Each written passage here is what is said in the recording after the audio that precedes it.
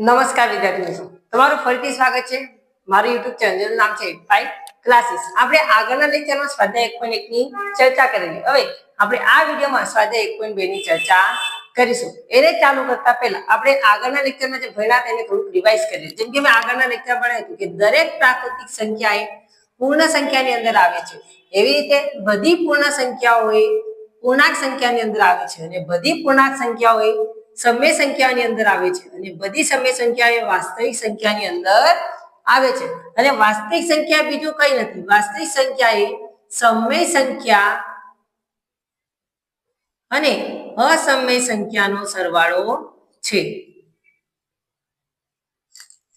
વાસ્તવિક સંખ્યા બીજું કઈ નથી, સમય સંખ્યા અને અસમય સંખ્યાનો સરવાળો છે. તો ચાલો હવે આપણે સ્વાધ્યાય 1.2 ની શરૂઆત કરીએ. એના પ્રશ્ન નંબર 1 છે કે નીચેના વિધાનો સત્ય છે કે અસત્ય તે કારણ સહિત સમજાવો. પહેલો જ વિધાન છે કે દરેક અસમય સંખ્યા એ વાસ્તવિક સંખ્યા છે. અત્યારે આપણે જ કહ્યું કે વાસ્તવિક સંખ્યા બીજું કઈ નથી, સમય સંખ્યા અને અસમય સંખ્યાનો સમન્વય છે. એટલે દરેક અસમય સંખ્યા શું થશે? વાસ્તવિક સંખ્યા થશે. એટલે આ વિધાન કેવું છે? સત્ય સાબિત થશે. એવી રીતે કે સંખ્યા રેખા પરનું બીજું વિધાન છે કે સંખ્યા રેખા પરનું દરેક બિંદુ કોઈ પ્રાકૃતિક સંખ્યા માટે √m સ્વરૂપનું હોય છે. ચાલો આ વિધાન કેવું થશે? આ વિધાન થશે અસત્ય. આ વિધાન કેવું થશે? અસત્ય. કેમ કે સંખ્યા રેખા પરની ઋણ સંખ્યાઓ માટે m √m સ્વરૂપનું થશે નહીં.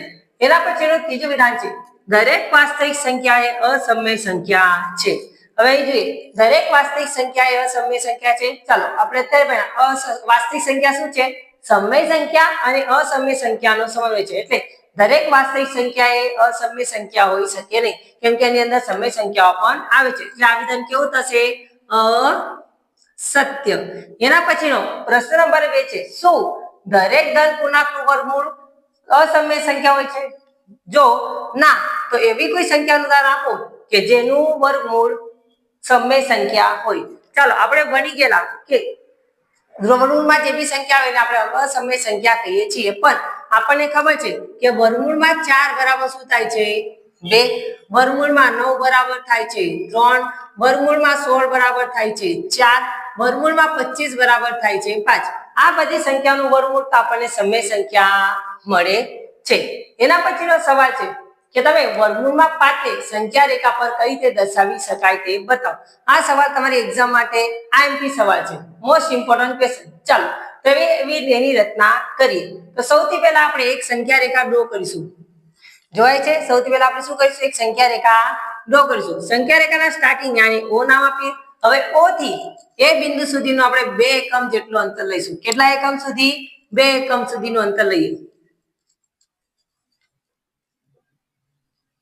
હવે એ પરથી એક લંબ રેખા ડ્રો કરીશું જેનું અંતર હશે 1 એકમ.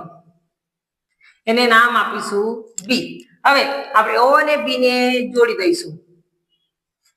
ત્યારથી O ને કેન્દ્ર લઈ અને B જેટલી ત્રિજ્યા લઈ B પરથી આપણે સંખ્યા રેખા પર એક ચાપ ડ્રો કરીશું. જ્યાં બિંદુનું નામ આપીશું C.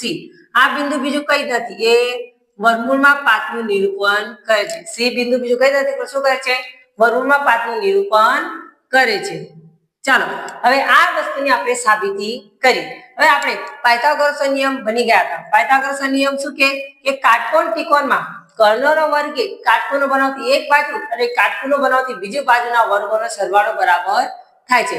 ફરીથી કહું છું, પાયથાગોરસનો નિયમ શું કે છે કે કર્ણનો વર્ગ એ કાટખૂણો બનાવતી એક બાજુ અને કાટખૂણો બનાવતી બીજી બાજુના વર્ગોનો સરવાળો જેટલો થાય છે. ચાલો તો આપણે આ ત્રિકોણમાં O A B માં ખૂણો એ શું છે? કાટખૂણો છે.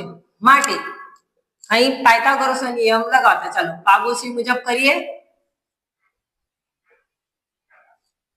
પાયથાગોરસના નિયમ અનુસાર શું થશે? OB નો વર્ગ બરાબર OA નો વર્ગ વત્તા AB નો વર્ગ. ચાલો તો આપણે OA કેટલા લીધેલા? 2 એકમ એટલે 2 નો વર્ગ વત્તા AB કેટલી લીધેલું? 1 એકમ એટલે 1 નો વર્ગ બરાબર 2 નો વર્ગ એટલે 4, 1 નો વર્ગ એટલે 5. માટે OB નો વર્ગ બરાબર કેટલા થશે? 5 એકમ. માટે OB બરાબર કેટલા થશે? વર્ગમૂળમાં 5 એકમ. માટે બિંદુ C એ વર્ગમૂળમાં 5 આપણને દર્શાવે